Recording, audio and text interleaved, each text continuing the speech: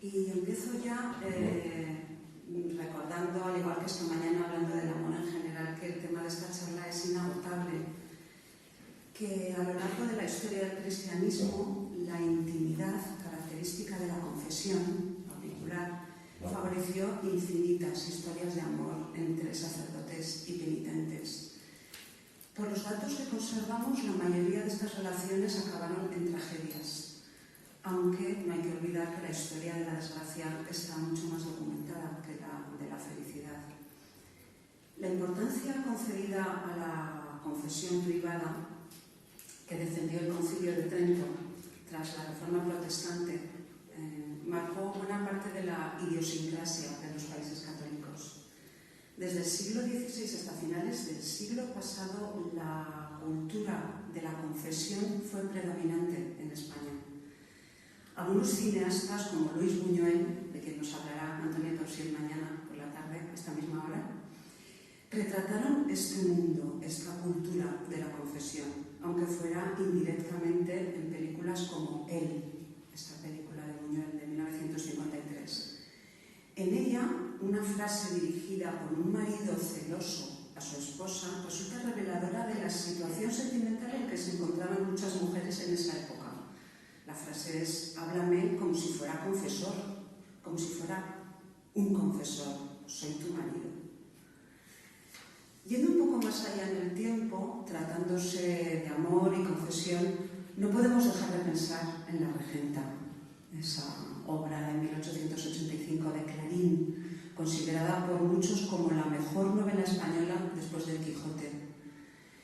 Aunque toda clasificación es arbitraria, hay que reconocer que, así como las aventuras de Don Quijote y su escudero Sancho Panza retratan con profundidad e ingenio la sociedad del momento, la historia de Ana Ozores y su confesor, Fermín de Pas, nos sitúa directamente en el meollo social y emocional de la España de finales del siglo XIX.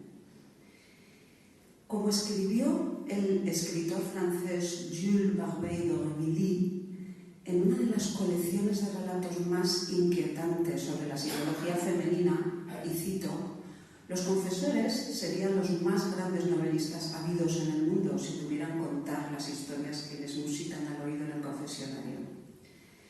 En realidad, pese al famoso secreto de confesión o sigilo sacramental, poseemos bastantes noticias sobre lo que ocurría en ese espacio reservado para la más estricta confidencialidad. En teoría, los sacerdotes no podían revelar nada acerca de los pecados de sus confesantes, bajo pena de excomunión, pero tampoco los propios penitentes podían hacerlo sin licencia del confesor. Eso es curioso. Es fácil imaginar que al menos por parte del pecador la norma no se cumplía, y también hubo casos en los que el confesor abrió la boca y delató lo que había escuchado. Así que en el siglo XVIII, una en Zaragoza y otra en Madrid. Las dos fueron consideradas santas por muchos de sus contemporáneos y las dos murieron prematuramente como consecuencia de los disgustos que les causó la Inquisición.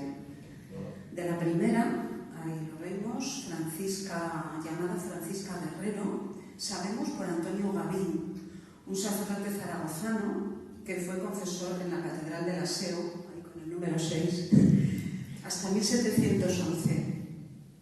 Cuando, al ser perseguido también él por la Inquisición, huyó de Zaragoza a Londres. En 1715, cuando él tenía 36 años, se convirtió al protestantismo, al anglicanismo, y desde entonces sirvió como pastor a la Iglesia de Inglaterra, al principio predicando solo en español, pero aprendió inglés rápido. Poco a poco se convenció de que la religión protestante, y cito, era la más pura, la más ortodoxa en la fe y la más libre de idolatría y superstición. Y empezó a denunciar lo que llamó la doctrina papista, o sea, el catolicismo, a la que calificó de supersticiosa, engañosa y corrupta. Así que tenemos un zaragozano en contra del catolicismo, absolutamente. Viajero incansable, Gavín se abrió a una gran variedad de influencias ideológicas, no solo en Europa, sino también en la colonia americana de Virginia, donde vivió los últimos años de su vida como pastor misionero. En 1724, ya había aprendido bastante inglés, mucho, publicó en Dublín su obra más amplia y difundida, escrita por ella en inglés, A Master Key to Popery. Aquí lo vemos que ha sido traducida y hace no demasiado para lo antigua que es la obra, precisamente aquí en la institución Fernando el Católico, con el título de Claves de la corrupción moral de la Iglesia Católica. Una auténtica acusación contra el catolicismo que fue reeditada numerosas veces en Londres, Filadelfia, Nueva York, Hartford, Cincinnati, etc. De sus 5 partes, ahí puede verse, la primera se dedicaba a la confesión auricular. Digo confesión auricular, pues no es una confesión general, es una confesión privada, la característica de los países católicos. Sin el menor reparo, ya desde el comienzo del tratado su autor afirmaba: I take it to be exceedingly criminal and I do for my soul abhor it. O sea, la considero sumamente delictiva y la aborrezco desde el fondo de mi alma. En esta sección se enmarca la historia de Francisca, a quien Antonio Gavín no conoció en el confesionario, sino en el juicio inquisitorial que se hizo contra ella en Zaragoza en 1705, en el que él actuó como testigo, un juicio en el que actuaron 150 clérigos como testigos, él era uno de ellos.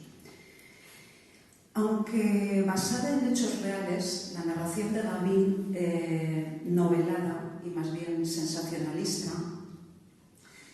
se dirigía a satisfacer a los lectores protestantes, dispuestos a creer lo peor de los católicos.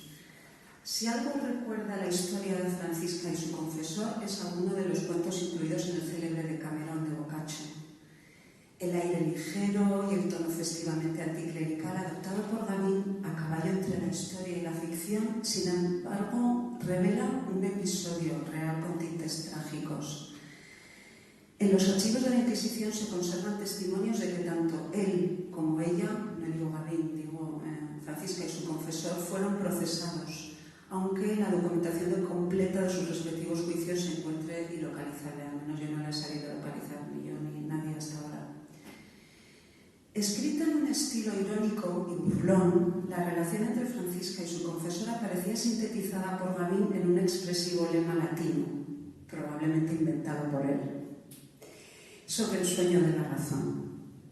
Del mismo modo que su compatriota, Francisco de Goya, en el famoso Capricho 43, mostraría años más tarde a una figura durmiendo como ejemplo de la razón vencida. La fantasía abandonada de la razón produce monstruos y unida con ella es madre de las artes.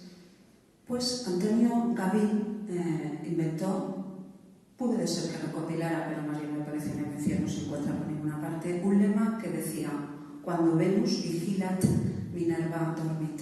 De ahí el título de esta charla. Ello suponía contraponer a Minerva, diosa favorita de la ilustración asociada a la razón y a la sabiduría, con Venus, diosa del amor, en este caso vinculado al supuesto predominio de la pasión y la lujuria entre el confesor y su feligresa. La historia de la que voy a hablar ahora podría resumirse así: una mujer humilde, casada con un sastre, tuvo como confesor a un prior dominico con gran prestigio en la ciudad. Ambos mantuvieron una relación íntima hasta el punto de que el fraile acabó viviendo en casa de ella, al tiempo que se extendía la fama de la supuesta santidad de ella. Dicha situación permitió a ambos no solo aumentar su nivel de vida, sino también su consideración social y religiosa en un amplio radio de acción. Y así estuvieron 2 años, pero al cabo de esos 2 años la mujer fue denunciada a la Inquisición acusada de propiciar la muerte de un niño, cual bruja, ¿no? Lo que provocó que los dos fueran procesados.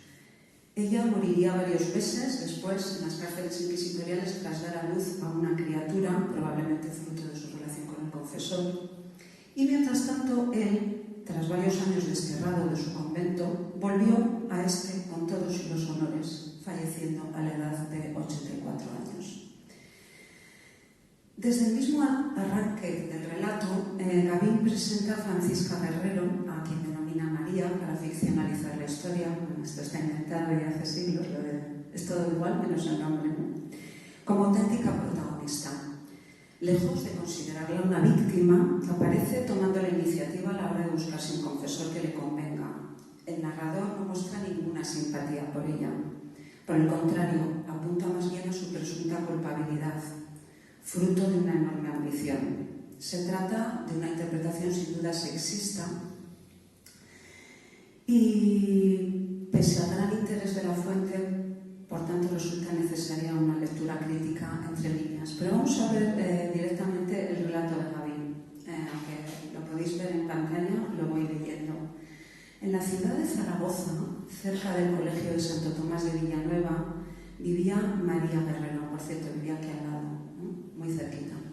Es curioso que esté dando esta conferencia aquí, cuando esta mujer vivía allí. O sea, no lo pensé. Bueno, pues vivía aquí al ladito, casada con un sastre, era hermosa, lista y ambiciosa. Pero como el rango de esposa de sastre no podía hacerla brillar entre las personas importantes, esta es la interpretación de Gavin, adoptó la vida de beata para que por ella la conocieran en la ciudad. El primer paso que tuvo que dar fue escoger un confesor de buen origen y de buena reputación entre la nobleza. Dominico, un hombre que era doctor y universalmente apreciado por su doctrina y buena conducta. Pero cuando Venus vigilat, Minerva dormit, ella comenzó a confesarse con él y en menos de un año, por medio de su fingida modestia y aspecto hipócrita, y confesando no pecados sino las actividades religiosas de su vida, el reverendo padre empezó a hacer pública su santidad en voz alta por la ciudad. Y aquí acaba la cita. De acuerdo con la visión sesgada de Gavin, el único motivo que habría llevado a Francisca a convertirse en beata y elegir a tan ilustre confesor habría sido su promoción personal.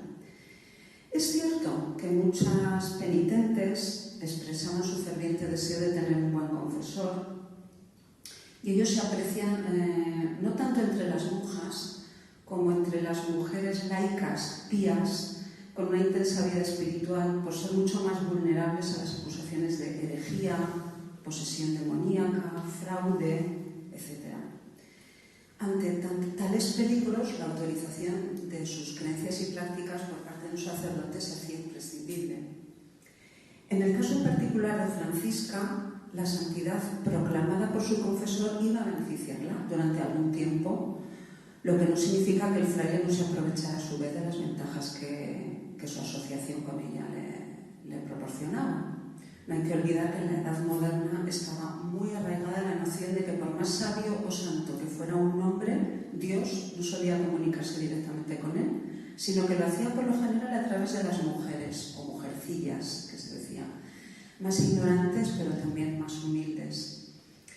Según Gavin, la celebridad de la bienaventurada Guerrero, tal y como empezó a ser conocida, aumentó de tal modo que muchas damas y caballeros de alto rango insistían en conocerla personalmente aquí en Zaragoza, a lo que el fraile se negaba, alegando la modestia y pureza de su feligresa. No obstante, el misterio que la rodeaba suponía añadir más fama a su santidad y una nueva incitación a las damas para querer verla.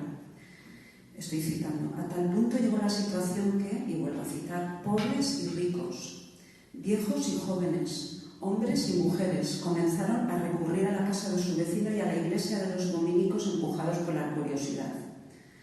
Según Gavin, abrumada por el gentío, Francisca, y vuelvo a citar, decidió quedarse recluida en su casa y tras largas consultas con el padre Navarro, es decir, con este confesor, convinieron en que ella no saldría de su habitación y que él iría a confesarla y decir misa a esa habitación.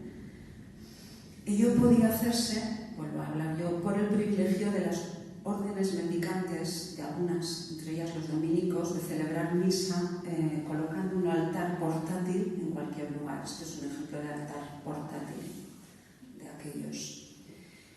Lo que resulta mucho más extraordinario, al menos desde nuestra mentalidad actual, es el hecho de que el marido de Francisca fuera obligado a abandonar su casa para favorecer el recogimiento de su mujer y que al cabo de un año el confesor se instalará en ella, asumiendo la figura de esposo espiritual. Según Gavin, una vez que Francisca decidió confinarse, en su habitación, y esto es otra cita: el padre ordenó al esposo que dejase la casa y no apareciese ante su mujer, pues el verle podría ser un gran obstáculo para la santidad y pureza de su esposa. Y el pobre borrachín, creyéndoselo todo, se marchó y se buscó un alojamiento para él y su aprendiz. Bueno, por esto quizá no sea tan interesante, pero bueno, la frecuencia con que los fieles devotos se confesaban y tomaban la Eucaristía en esa época no pasaba de 1 o 2 veces por semana, como mucho. Solo en casos muy excepcionales se comulgaba todos los días. Y Francisca habría sido visitada por su confesor a diario durante un año entero. Pero bueno, la excusa de que la fatiga, de tener que ir al convento de los dominicos, hizo que fuera mejor que fuera él allí y tal. Lo hago por resumir un poquito. Según la visión mordazmente anticlerical de Gavín, el prior del convento de dominicos de la ciudad, y aquí vemos una vista de este convento que, bueno, no vamos a hacer la historia de Zaragoza, pero los que sois de aquí sabréis que ha tenido varios usos. Luego, penúltimo instituto de secundaria Luis Buñuel, que quedó desmantelado hace un año, si no me equivoco, y ahora está, bueno, rehaciéndose o reformándose para Centro Cultural. Pero esta es la visita de ese convento de dominicos al que al principio iba ella y al que después ya no iba porque se instaló el prior, nada menos, que no uno cualquiera, Fray Pedro Mártir de Buena Casa, que se instaló en su casa. Bueno, a partir de este momento, la representación o puesta en escena de la santidad de Francisca se haría mucho más patente y orientada al reconocimiento público. La liturgia del encerramiento de la bienaventurada iba a seguir el modelo clásico de las reclusas o emparedadas. Si la única comunicación con el exterior de aquellas prodigiosas solitarias, como han sido llamadas, solía establecerse a través de una estrecha ventana, a menudo enrejada, según Gavín, de igual modo, y hay una cita: en cuanto el padre estuvo instalado, comenzó paulatinamente a dar permiso a la gente de vez en cuando para ver a la bienaventurada a través del cristal de una pequeña ventana, indicándoles que no hiciesen ruido por miedo a molestarla, y estaba siempre de rodillas, etc. Dado el halo de santidad de la bienaventurada, la mayoría de quienes acudían allí eran enfermos con la esperanza de ser sanados al contemplarla, y durante 2 años, como he adelantado antes, su encubrimiento se mantuvo sin alteración hasta que precisamente la fama de sus capacidades curativas y taumatúrgicas acabó volviéndose contra ella. Un buen día, una vecina, esposa de un cirujano, llevó a Francisca a una criatura de 10 meses para que la besara. Y cito: pensando que gracias a un beso tan santo su niño sería feliz para siempre. Francisca tomó al niño y pidió a la madre que se lo dejase un cuarto de hora. Pero cuando se lo devolvió, le dijo que el niño iba a morir la noche siguiente, pues así se lo había revelado Dios. El niño murió, en efecto, la noche siguiente. Como resultado de ese pronóstico, y quién sabe si también debido a otros conflictos vecinales previos, Francisca, a quien se atribuía un don especial para sanar, fue acusada de haber provocado la muerte de la criatura. Al igual que en tantos procesos por brujería, el padre dijo haber encontrado algunas manchas y marcas en el cuerpo de su hijo. Como este además era cirujano, abrió el cadáver de la criatura y dijo, porque aquí nunca se sabe la verdad, que encontró dentro de la causa de su desdichada muerte que había sido una dosis de veneno. Valiéndose de esa excusa, con la sospecha de que el niño había sido envenenado y por la predicción de que su muerte había hecho la bienaventurada, el cirujano, el vecino, no vaciló en acusar a Francisca a la Inquisición como presunta. Según Antonio Gavín, Francisca habría embrujado, primero habría embrujado a su confesor y después habría envenenado a una criatura. Embruja por partida doble, ¿no? Como hechicera amorosa y como asesina de niños. O sea, ya tenemos todo el perfil. Resulta irónico que una aspirante a santa fuera acusada de bruja y, sin embargo, la línea divisoria entre ambos extremos era tan permeable como la que separa el bien del mal. sobre todo tratándose de mujeres poseedoras de pretendidos poderes extraordinarios. En realidad, las atribuciones de brujería y santidad fueron a menudo asignadas a una misma persona en los procesos incoados a lo largo de la Edad Moderna para distinguir la verdadera de la falsa santidad.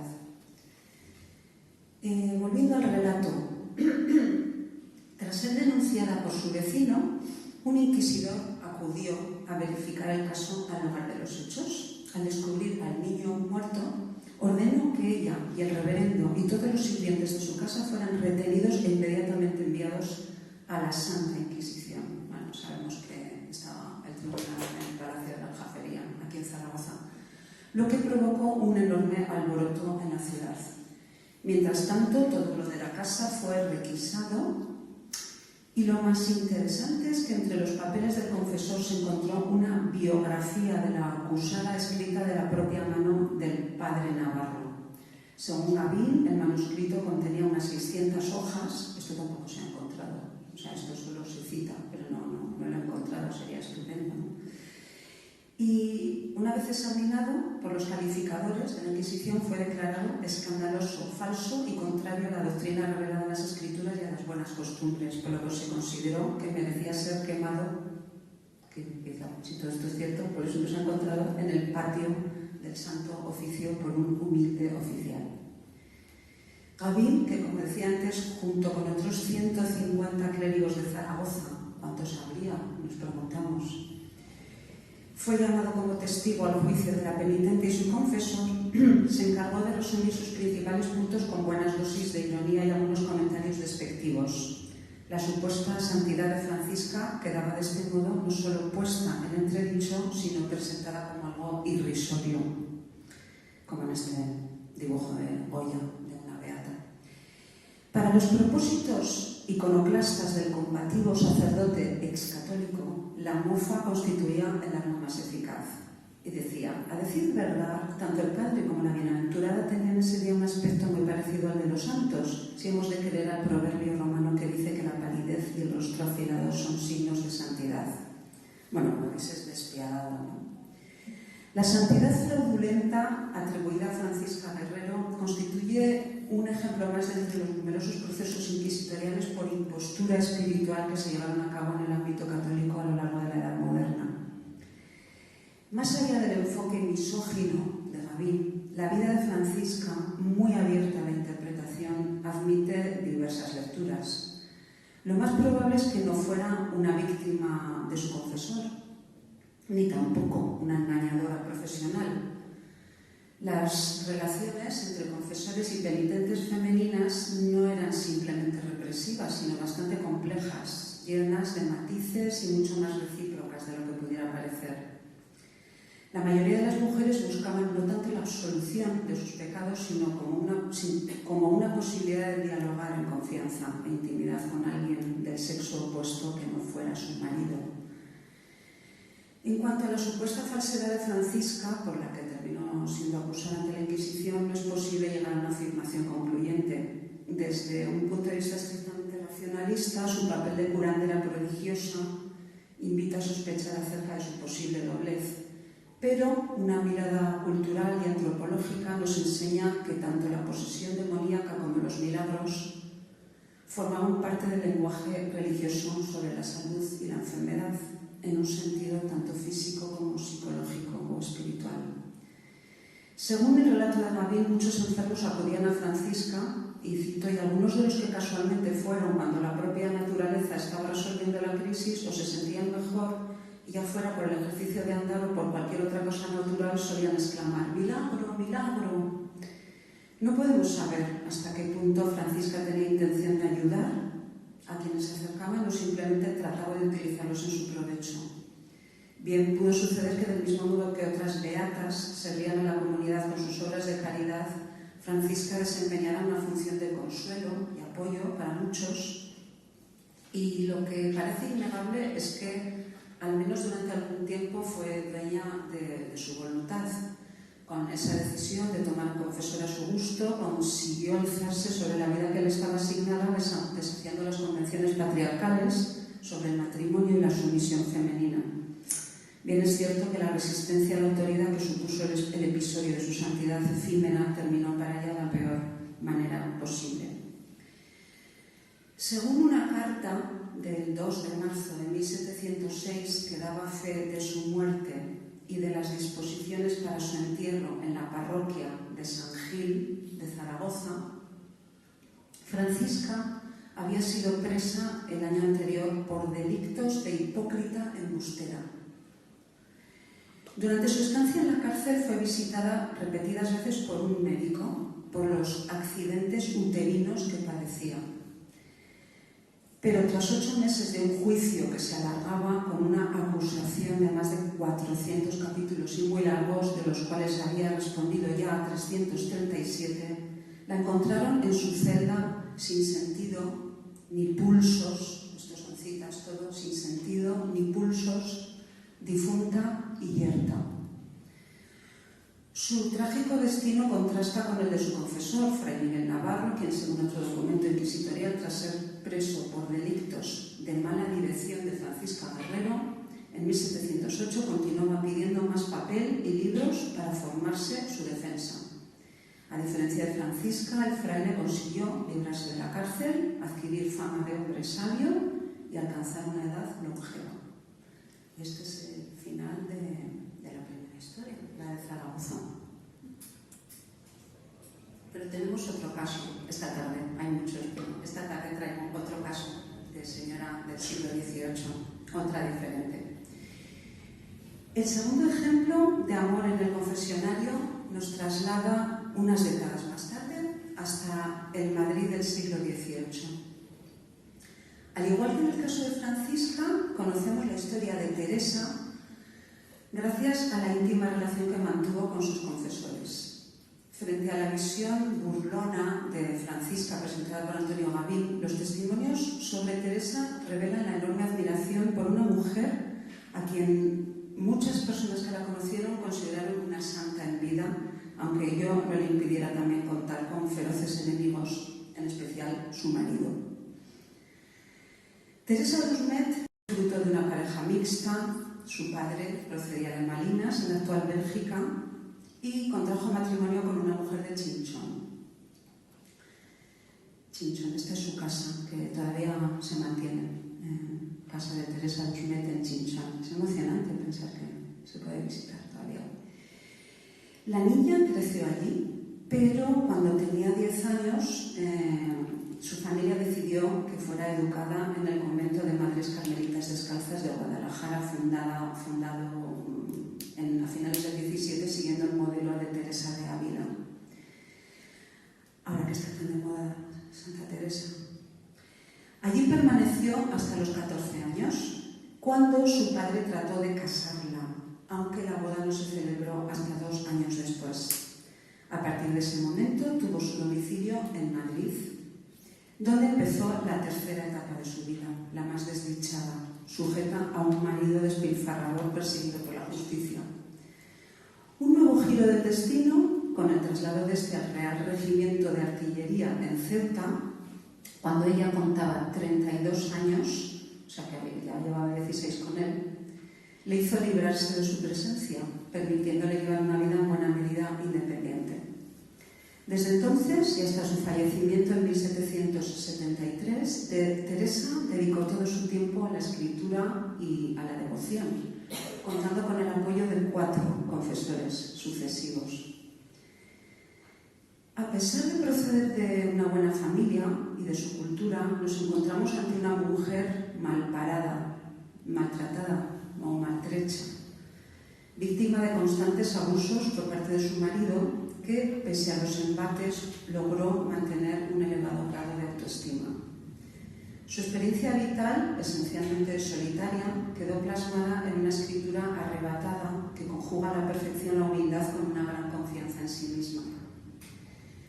Por otro lado, las relaciones de afecto y admiración mutua que mantuvo con sus confesores nos abren la perspectiva a ciertas variedades de amor apenas exploradas. En este caso se trata de sentimientos no codificados, casi siempre sujetos a grandes dosis de control emocional, pero no por ello menos intensos. Para entender la vida de Teresa, inseparable de su escritura, escritura hay que conocer el papel que en ella desempeñaron una serie de hombres clave. Hija y esposa de militares, el acatamiento a su padre le hizo abandonar el colegio, donde era muy apreciada por sus maestras y compañeras, para casarse con un desconocido. Así que cuando se dispuso la boda con... Bueno, su marido se llamaba Francisco Orejudo. Era muy tentado buscar una imagen para poder... pero no sé. Reprimido un poco en ese sentido. Bueno, su marido tenía un muy decente mayorazgo que pudiera bastar para arrastrar coche en Madrid si él hubiera sido juicioso, se dice en una cita. Poco tardó en manifestarse el grave error cometido, que por un lado iba a convertirla en una, también cito, mártir del matrimonio, y por otro iba a revelar su auténtica vocación. Nada más casarse, Teresa trasladó su residencia al conocido como Barrio de las Maravillas. Supongo que lo conocéis, quienes conocéis Madrid. Actualmente conocido como Malasaña, quizá esto os suena un poquito más. Procede de lo de las Maravillas, procede del nombre popular que se le había dado a un convento de monjas carmelitas por la Virgen de las Maravillas. Bueno, en aquel momento se hablaba del Barrio de Maravillas, ahí, en la parte superior de la diapositiva, en el centro de Madrid, sabéis dónde está. Y se estableció en la famosa calle de la Estrella. Esto sí que sigue hoy, es paralela a la calle Luna, por si os suena un poquito más, la Estrella y la Luna. También porque había un observatorio de estrellas, bueno, todo tiene su origen. La cuestión es que a partir de una buena posición social y económica en esa calle, su existencia pronto pasó a convertirse en una pesadilla. Y cito, en los primeros 15 años de matrimonio apenas tuvo instante de quietud. Siempre anduvo arrastrada por las casas de los gobernadores del Consejo, alcaldes de corte y otros ministros de justicia, y a las puertas de las cárceles, para libertar y cuidar de la existencia de su marido, acompañándole en algunos de sus destierros. La situación se hizo tan grave que, a pesar de haber aportado al matrimonio una dote de 5.000 ducados, cosa que no estaba nada mal para la época, a menudo se veía rozando la pobreza, ya que su marido empeñaba o vendía cuanto podía. Y cito, todo lo desperdició el marido, vendiendo las alhajas. Muchos días se hallaron sin tener un bocado de pan ni otra cosa que comer.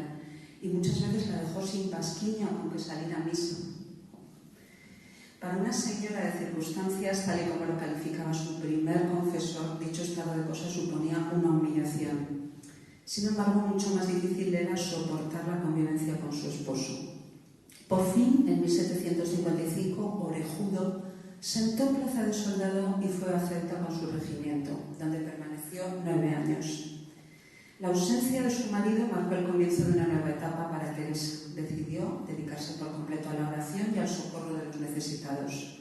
Y para ello buscó el apoyo de un director espiritual. Eligió un confidente a su gusto, que fue Fray Miguel de Miranda. En aquella época los confesores eran frailes, sobre todo. Ahora pensamos más bien en un sacerdote seglar, un presbítero, pero entonces la mayoría de los confesores eran frailes. Y eligió a este Fray Miguel de Miranda del monasterio benedictino de San Martín. Quienes conocéis Madrid os sonará, es a la de la Plaza de las Descalzas Reales, actualmente Corte Inglés, etc.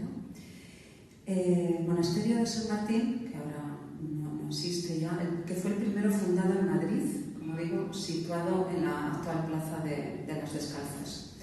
A partir de entonces empezó a sentir un gozo interior y confianza prodigiosa. Su recién estrenada libertad y la autoestima que le proporcionó se tradujeron inmediatamente en un lenguaje religioso.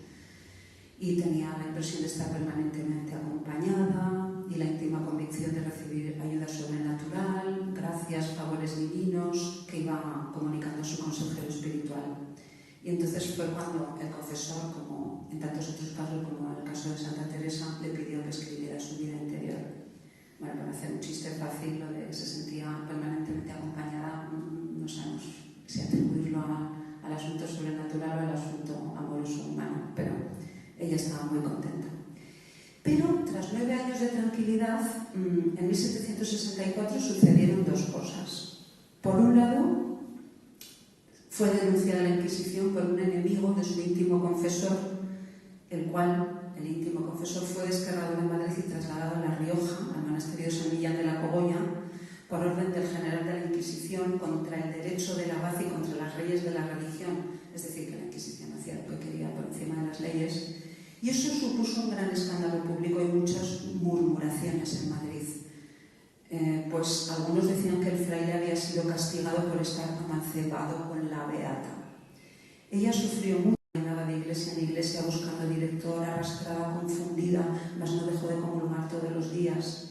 Y según escribió su siguiente confesor, vamos a por el segundo, otro fraile benedictino llamado Francisco Canillas, al tiempo del destierro del padre Miranda, la señora tenía formado un memorial para el rey, con el coche a la puerta para echarse a los pies de su majestad, coche de carruaje de caballos, claro, pidiendo la suspensión del destierro de su director. 15 días antes de ser desterrado el primer confesor, el primero, le entregó al que seguía a su siguiente confesor los textos que había escrito Teresa, y el siguiente confesor los leyó con admiración. Y al ver lo mucho que ella sufría al quedarse sin su director espiritual y al saber que no había quien la asistiese, él sintió un impulso de hacerlo, aunque no la conocía personalmente. Y, pues nada, se ofreció como confesor de esta mujer que escribía también y que él admiraba tanto. Pero no mucho después ocurrió lo que Teresa más temía. Francisco, orejudo, había cruzado el estrecho y anunciaba por carta su intención de volver a vivir con ella. Aunque en teoría el motivo de su viaje era reclutar nuevos soldados, Teresa sabía que se trataba de una excusa y que su objetivo era sacarle dinero, sacarla, que dicen en Madrid. A medida que se aproximaba el posible reencuentro, la angustia de Teresa iba en aumento. En febrero del año siguiente, el militar volvió a escribirle declarando su inminente llegada, primero desde Aravaca y unos días después ya desde la misma Villa y Corte. Una vez en Madrid, Teresa no quiso admitirlo en su casa. Y hubo quienes le reprocharon que orejudo tuviera que alojarse en una posada como extraño. Ella misma se preguntaba si no debería ser más compasiva e incluso en ciertos momentos se sentía tentada a imaginar que, cito, viviendo con él tendría conversación, podría divertirse y aun dejar el estrecho recogimiento que ahora tiene. Pero luego volvían a su memoria claramente, y cito, los lances pasados, la inquietud con que vivía, los peligros de su alma y las veces que por su miseria se dejó de llevar de sus pasiones. O sea, no sé qué pasiones se refiere. Dicha situación llevó a Teresa a renovar el voto de castidad diariamente. O sea, para ella renovar el voto de castidad era decir, tengo este voto y no. Ante la insistencia de orejudo en cohabitar juntos, ella en un principio respondió que si diese pruebas suficientes de su enmienda verdadera no se negaría que viviesen como dos hermanos. 4 meses después, un juez propuso a la señora con caricias que admitiese a su marido que este ya estaba corregido y que vivieran como dos hermanos, pero ella aseguró que no podía lícitamente admitirlo en casa. Teresa rehusó esta vez tras haber consultado a varios teólogos y canonistas de la Universidad de Salamanca. Se había informado detalladamente y conocía su derecho a separarse de su agresor. Aunque no era muy frecuente, en el siglo XVIII, desde el Concilio de Trento existía la posibilidad de divorcio eclesiástico, es decir, una separación de lecho y cohabitación, o como se decía antiguamente, de cama y mesa. Ello permitía a los casados poner fin a la convivencia de forma legal, manteniendo el vínculo conyugal pese a la sentencia de separación. A partir del siglo XVIII, aun sin ser muy numerosos, los casos de divorcio eclesiástico fueron aumentando a medida que las mujeres los demandaban, siendo ellas quienes tomaban la inmensa mayoría de las veces la iniciativa de solicitarlo. Ello resulta comprensible por la extendida violencia de género, pero también por el hecho de que para los varones su posición de superioridad en la pareja paradójicamente dificultaba la ruptura. Al darse por hecha su autoridad, cualquier planteamiento de divorcio comportaría el reconocimiento de sus defectos, no haber sabido ejercer su dominio, bien ante una esposa insumisa o peor aún, adúltera. A ellos se unían las consecuencias económicas, pues en casi todos los pleitos, mientras duraba el proceso, el marido debía financiar los costes de manutención de su mujer. Bueno, volviendo a Teresa Rusmet, lo cierto es que, pese al regreso de su marido y a sus teóricos deseos de cohabitación, el único propósito de Orejudo era recabar dinero de su esposa. Durante su estancia en la capital ni siquiera acudió a visitarla y en menos de un mes abandonó Madrid y se instaló en Valencia, donde intentó casarse de nuevo. Perdonad que haga un pequeño chiste, pero como esta mañana se ha hablado del poliamor, pues no sé esto cómo denominarlo, pero en fin. Mientras tanto, no paraba de amenazar por escrito con arrebatar a Teresa la administración de sus bienes y llevarla a juicio. Y cito, su marido la escribía unas cartas como de hombre furioso, con amenazas, falsos testimonios y raras imposturas. Las cartas injuriosas se prolongaron a lo largo de 2 años, 1765 y 66, al tiempo que Teresa padecía una serie de dolencias que la dejaban postrada pese a su empeño para acudir a la iglesia. En sus misivas, Orejudo amenazaba con volver a Madrid para quitarle la administración y hacer que supiese el rey sus maldades con otras expresiones que bastarían a turbar a la criatura más fuerte. Por fin, en septiembre de 67, se presentó en la capital decidido a apropiarse de los bienes de su mujer y ponerla en un convento. Fue entonces cuando inició un pleito judicial contra Teresa que iba a prolongarse durante 2 años. Y a partir de ahí, los protectores de su marido empezaron a cubrirla de improperios, desprecios y agravios, y a informar al juez siniestramente diciendo de ella tales abominaciones, todo esto son citas, que no se podrían decir de la mujer más perdida. Por otra parte, el propio Orejudo, y aquí tenemos otra cita que podéis seguir en la pantalla, aunque nunca fue a verla ni se le puso delante, cuando había que notificarla a algún auto del juez, venía hasta la entrada de la calle Estrella, y aun de noche, cuando ella estaba en su oración, y aun de día, cuando estaba escribiendo, llegaba con otros a las rejas del cuarto, que es bajo, y allí decían palabras de desprecio y escarnio, como «Ah, la beata de Loa, embustera», y otras.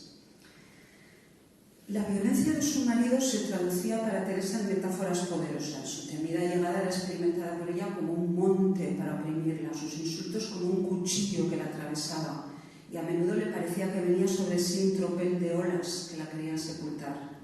Mientras tanto, su cuerpo parecía registrar las agresiones espirituales en forma de síntomas. Las páginas de su biografía, también he leído su biografía, eso sí que está en la Biblioteca Nacional, impresionante, están cuajadas de referencias a ardores extremos, desmayos, parálisis acompañada de temblor, dolores de espalda, brazos, estómago, cabeza, muelas, oídos, tos vehemente y ahogos, una plaga de piojos que le duró 2 años, y se cita, con tanta copia que hasta en las uñas de los pies anidaban, etc. Coincidiendo con los insultos de Orejudo y sus cómplices a la puerta de su casa durante la última fase del juicio, se descubrió un tumor en el pecho. Prendió este fuego en estos días tanto que en la ternilla del pecho causaba un dolor vivísimo y en la parte exterior una hincha frontal que su fuego lo sentía como una brasa. El tumor proseguía y empezó a echar un humo rojo muy ardiente, bueno, etcétera, etcétera. Ya voy adelantando por el tiempo. Como si se armara de poderes fantásticos para hacer frente a las constantes bravuconerías de su marido, Teresa hallaba alivio en una serie de visiones y favores sobrenaturales, etcétera, etcétera. Así que 5 años después del retorno de Orejudo a la península, ya voy abreviando, el juicio llegó a su fin. Ello implicó un reconocimiento de facto de la separación de ambos cónyuges, aunque nunca llegara a hacerse explícita. Y bueno, la sentencia definitiva no fue demasiado favorable para Teresa y fue entonces cuando su confesor, vamos por el segundo, le insistió en que presentara una apelación y gracias a eso logró por fin librarse de sus preocupaciones materiales. La vida religiosa de Teresa constituyó la mejor defensa ante las amenazas de su matrimonio, el estrecho contacto que mantuvo con sus sucesivos directores espirituales, no solo le llevó a expresarse por escrito, a recibir aliento y consejo, sino también a beneficiarse de unas relaciones afectivas basadas en la admiración mutua que difuminaban la jerarquía entre penitente y confesor. Bueno, en cierta ocasión, es que claro, tengo que abreviar, pero bueno, espero que no tengáis prisa. Teresa se definió a sí misma como un gusano que vive en el retiro de su nido. Es que era tremenda esta mujer, un gusano que vive en el retiro de su nido. Y con una austeridad de asceta dormía entre las 11 de la noche y las 4 de la madrugada. Esto me recuerda al horario de Calvino. Y comía con extrema frugalidad, sopas de gato y poco más. Os animo a que busquéis lo que son sopas de gato. Pero a diferencia de otras mujeres devotas, cuya túnica las delataba, para no llamar la atención vestía con normalidad. Dividía su jornada en 3 ocupaciones básicas, ya lo he dicho, oración, escritura y asistencia a los necesitados. Y podemos reconstruir sus trayectorias desde la calle de la Estrella, precedida por su paje, eso sí, iba con un paje, de iglesia en iglesia. Y bueno, pedía limosna por las calles para pobres y enfermos, los visitaba, les lavaba los pies, iba a sus casas y les lavaba los pies. Es todo bastante teatral. Y hay una frase que dice: en lo que hallaba repugnancia por el asco que le ocasionaban, por haber sido criada con mucho regalo y delicadeza, aún así vacía, entre los piojos de ella, los pies de los otros. Bueno, en este sentido, ciertos los escrúpulos revelan su origen. Otra cita: como era de genio y crianza tan limpia, cualquiera pelillo que viese en la comida la indisponía, con revolverle el estómago, vómitos y congojas, con todo disimulaba, sin quejarse a la criada. Solamente se le advertía para que tuviese más cuidado. Bueno, debía ser también ella.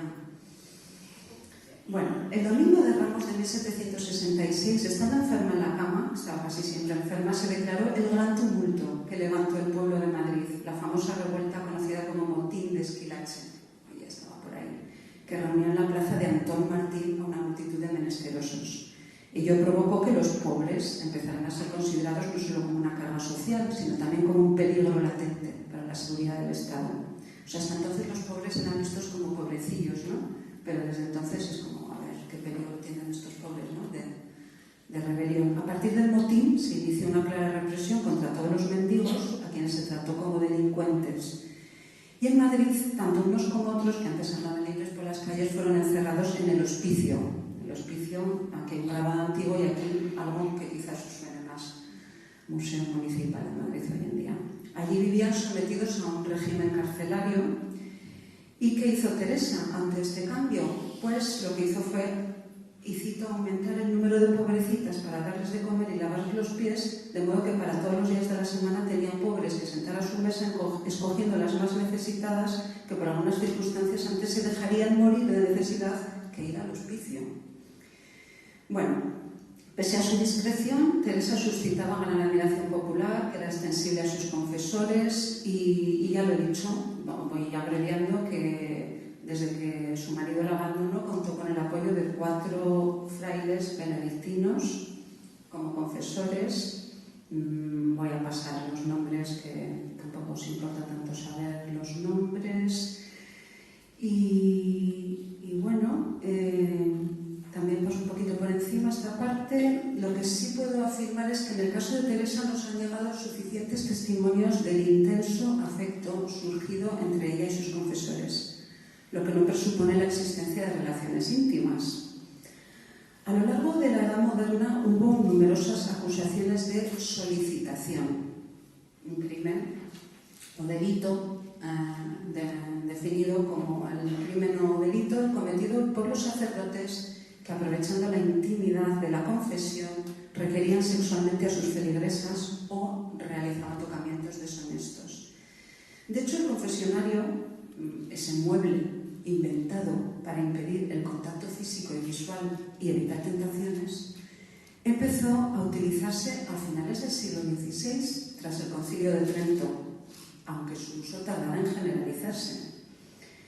Antes hemos visto un grabado de Goya de una mujer y un fraile confesándose en confesionario, o sea, esto que ahora nos parece lo habitual, no era así, pero sí era lo deseable. Si no se disponía de confesionario, el jesuita Juan Alfonso de Polanco recomendaba que durante la confesión el cura y el penitente miraran en direcciones distintas y que el sacerdote se cubriera además la mejilla con una mano, especialmente cuando atendía a una mujer.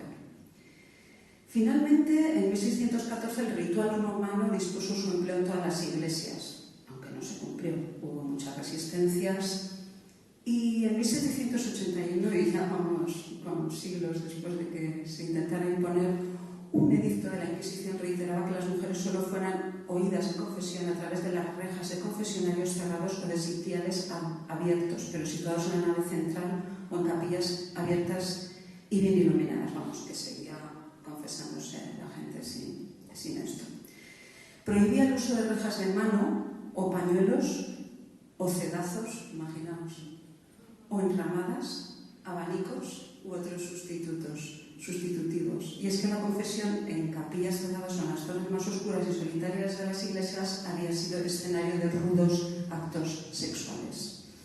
De hecho, el mueble, teóricamente aislante, se convirtió en muchas ocasiones en un templete del amor. Sentada la mujer al lado del confesor o arrodillada a sus pies, era fácil que se inflamara la pasión. Tengo aquí algunos casos de inflamarse la pasión en el confesionario en el siglo XVI. Voy a pasar un poquito por encima, pero bueno, se guarda constancia de un confesor que requirió de amores a la feligresa diciéndole: señora mía, vida mía, amores míos, y la tocó en la cara con la mano y la quiso besar y le dijo que votaba a Dios que la había de cabalgar.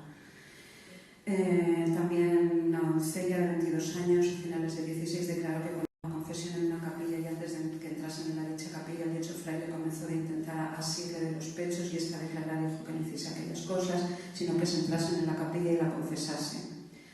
Y entrados que fueron en la capilla, le alzó las faldas a esta confesante y le llevó con sus vergüenzas a las suyas y la besó en la boca algunas veces y luego la confesó. Gregorio XV, en su breve Universis Dominici Gregis de 30 de agosto de 1622, reglamentó las sanciones penales contra la solicitación, que llegó a comparar con la sodomía, el delito sexual, por entonces considerado más grave. Bueno, la solicitación incluía no solo actos, sino palabras o gestos del confesor orientados a provocar, incitar o seducir al penitente durante la confesión, inmediatamente antes o después. Pero ya vamos abreviando, volviendo al caso de Teresa Busmet, aquí todos los indicios, en mi opinión, apuntan más bien a amores o amistades tan espirituales como sentimentales. Yo calificaría este caso de una expresión que se me ha ocurrido de un enamoramiento literario en cadena. Pues los textos de Teresa van pasando de mano en mano de sus directores espirituales, provocando en todos ellos grandes muestras de entusiasmo e interés por conocerla. Voy a pasar algo por aquí. El interés del confesor. Bueno, aquí se aprecia un enamoramiento entre el segundo confesor y ella, claramente en los escritos, si se va expurgando. Como siempre se quedaba con grande ánimo, mucho consuelo, una serenidad prodigiosa y una quietud admirable. Ella, una vez que estuvo enferma en la cama sin poder ver al confesor durante 10 días, sintió una desolación terrible por no poder ver al confesor durante 10 días, llegando a temer ya que ella acababa con su vida por el trato que se daba, que allí habría de morir sin tener quien la auxiliase. Todo lo que ella escribía lo revisaba él. En la Semana Santa en que ella estaba en cama, la Semana Santa de 1768, escribía: no habrá corazón, escribía él, no habrá corazón por duro que sea que leyéndole no se enternezca, ni alma por tibia que sea que no se inflame, confieso que al leerle no podía romperme las lágrimas. Una carta de él inflamó a tal extremo el corazón de Teresa que le entró calentura, lo que no le impidió acudir al confesionario. Según Francisco, llegando el día de confesar, ella, aun estando enfermísima, sentía unas fuerzas extraordinarias, tanto que a las 5 de la mañana ya era lo regular estar en San Bernardo. San Bernardo es esa zona de Madrid, siendo tanta la distancia y preciso ir a pie, porque entonces no había coche. Y bueno, hay testimonios de los dos, de lo importantes que eran el uno para el otro. Una vez que él le respondió con desabrimiento y aspereza, al punto a ella le saltaron las lágrimas, temiendo que por sus ignorancias e imprudencias llegase a cansarse el confesor de ella y la dejase. entonces lamentó haberle hecho daño, mudó sensiblemente el estilo, ambos quedaron instruidos, o sea, se quedaron tranquilos, se reconciliaron, etc. Es una pena tener que resumir, pero no quiero aburriros y me estoy pasando bastante de hora. Y bueno, pues hay casos eso, de la relación epistolar, que es amorosa, amistosa, sentimental, de enamoramiento, quizá no quepa una definición simple. Ella también solía negarse en lágrimas y, bueno, este confesor también fue llevado a otro monasterio, vino otro, también heredó la ferviente admiración por Teresa y este duró solo un año porque murió. Y el cuarto, en especial su cuarto y último confesor, se refería a su admirable y portentosa vida, consideró un privilegio el trato con ella y en cierta ocasión en que iba a darle la comunión, dice: tuvo la sensación de estar ante un esqueleto de perfectas facciones. Bueno, no sé si es amor o qué, pero... y escribía que su hermosura tan extraordinaria y su semblante, que despedía un volcán de llamas, me conmovieron y trastornaron de modo que ni aún advertí ni cómo acerqué a su boca aquel sacramento. O sea, el sacerdote estaba... Bueno, en noviembre de 1773, tan solo un mes después de un hostil y prolongado interrogatorio inquisitorial a Teresa, ella falleció a la edad de 51 años. Sin duda se trató de una muerte precipitada por la angustia. Ni su marido ni ningún pariente o amigo asistieron a su final. Murió acompañada de 3 doncellas, la suya y otras 2, serían amigas de la suya, su paje, que después se ordenó sacerdote, y su último confesor. Las últimas horas con Teresa están narradas por este confesor y constituyen un apasionante relato en sí mismo también, me lo salto.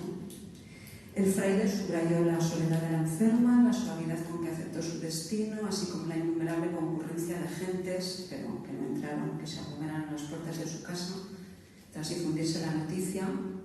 Y bueno, destinada al principio a una existencia aristocrática, Teresa encontró la muerte rodeada de seres de la más baja extracción social. De hecho, en su testamento dejó como únicos herederos a los pobres. Y bueno, esa misma humildad, como decía al principio, combinó la humildad con la autoestima, ¿no? A pesar de los abusos a que se vio sometida, terminó otorgando un prestigio a su memoria.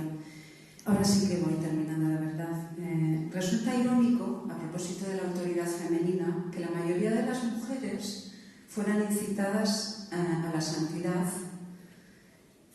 a una santidad en la que los fenómenos extraordinarios como éxtasis, visiones, constituyen un componente esencial para, por otro lado, acabar condenándolas por tales signos, ya fuera acusándolas de herejes o falsas místicas.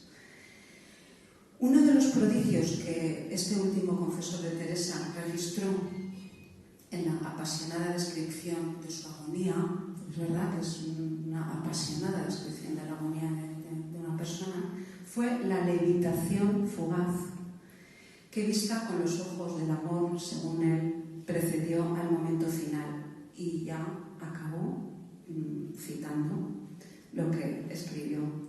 Conservándose aquel cuerpo en aspecto de mirar al cielo, se conmovió de modo que todos quedaron admirados, porque dio lugar a registrarse sobrelevantado como cosa de una cuarta. Los asistentes clamaron: ¿qué es esto? ¿Qué es esto? A lo que satisfice con gran serenidad: ¿qué ha de ser? Que su majestad nos la lleva como a muy suya. Y esto es todo. Gracias.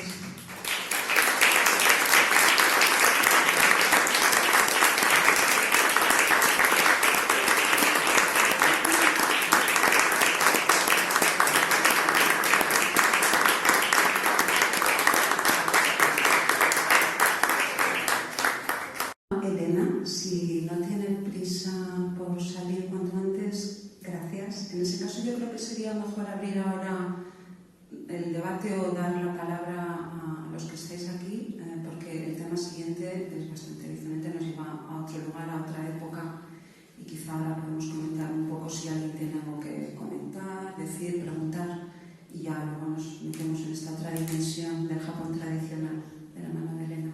Así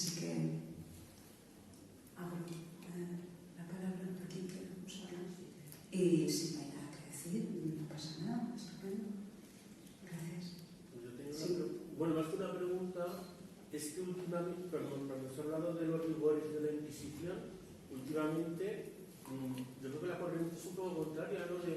de alabar a la Inquisición sobre lo que eran los tribunales civiles, porque como que era mucho más blanda la Inquisición, como que era más de probar las cosas que lo que eran los tribunales civiles. ¿Es esto cierto de alguna manera o es una corriente de ahora? No, sí, una pregunta muy pertinente. El tema de la Inquisición es que nuestros enemigos, digo nuestros, como si fueran míos, los enemigos del país, España, de las Españas, utilizaron la Inquisición para la leyenda negra sobre España, poniendo al tribunal como lo más oscurantista y haciendo antipropaganda de este país, cuando en realidad la Inquisición era un tribunal más justo que otros. Quiere decir que buscaba pruebas y hacía unos procesos largos hasta encontrar la información. Y en el caso de la brujería, que es lo que he estudiado a fondo, muy pronto dejó de perseguir las supuestas brujas porque no había pruebas. Mientras que los tribunales civiles no se informaban tan bien, y en el caso de las brujas lo que era que te mataran a tu propio pueblo, ¿no? El alcalde podía ser el juez. En ese sentido, si eras bruja, aunque nadie era bruja, era mucho mejor que fueras expresada por la Inquisición, que normalmente te iba a absolver o como mucho a llevar a un hospital para recuperarte, no sé dónde te vas, pobre loca. Dicho esto, la Inquisición en ese sentido, en la persecución de algunos crímenes, fue, si no más blanda, más justa. Y esos países que eran tan enemigos nuestros, a su vez estaban persiguiendo, y hablo de la brujería porque es lo que conozco, a las brujas de una manera mucho más feroz en sus tribunales seglares, de sus principados y todo eso. Claro, en ese sentido dan ganas de, entre comillas, defender la Inquisición, pero tampoco podemos defender la Inquisición, o sea, digamos que no fue tan mala como se pintó, y que hubo cosas peores, pero hubo casos tremendos porque la Inquisición se utilizó contra los enemigos.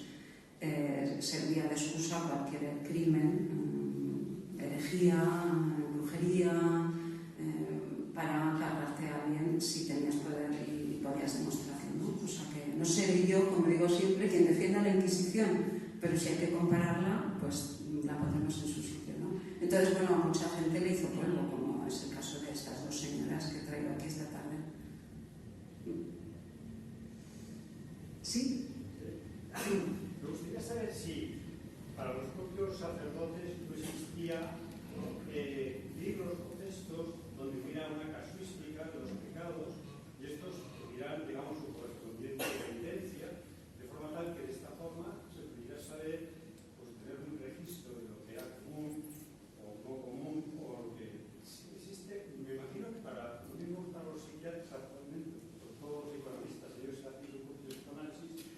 No sé si en el caso de los curas o de los sacerdotes, ellos tenían otros confesores que les aconsejaban sobre los distintos tipos de pecados que se pueden hacer, y a través de eso pues se podía saber que era común de los hombres y que era común de las mujeres confesarse, ¿no? No sé si hay textos sobre eso. Sí, existía un género llamado manual de confesores. Manual de confesores que en su momento, hace años, consulté varios, pero no con esta visión que estoy teniendo ahora de amor en el confesionario, ¿no? O sea que muchas gracias, porque estaría bien revisarlos por si saliera algo de esto, aunque es un tema un poco tabú y más bien salía para los casos de solicitación, como delito, pero eso es otra cosa, no es otra y es lo mismo y es diferente, ¿no? Pero muchas gracias.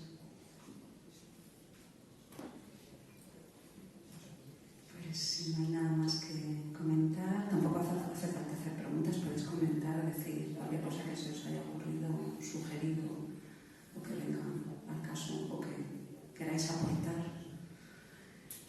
Y si no... ¿Sí? Elena, ¿quieres? ¿También? Sí. Se nos ha dicho que todo esto que has comentado ha podido llegar hasta tiempos recientes. Si se ha investigado en los últimos, no sé, 50, 60, 70 años también. Supongo, pero yo no lo sé. No lo sé. Bueno, pues si no hay nada más que añadir, damos paso a la siguiente conferenciante. A ver, perdón. Me ha llamado la atención porque has dicho en el caso de Francisca que en la edad moderna las comuniones eran 2-3 veces máximo por semana. Una normalmente, como mucho dos. En cambio, Teresa. ¿Perdón? Teresa. Sí. Ha dicho que comulgaba todos los días. Sí, es que son excepciones. Es que ella hizo vida de beata, se dedicaba a eso, digamos. Sí, son excepciones. Mucha gente comulgaba una vez al año. Eso quizá era lo más normal. ¿Y había alguna interpretación sobre eso? ¿Sobre la frecuencia de las comuniones?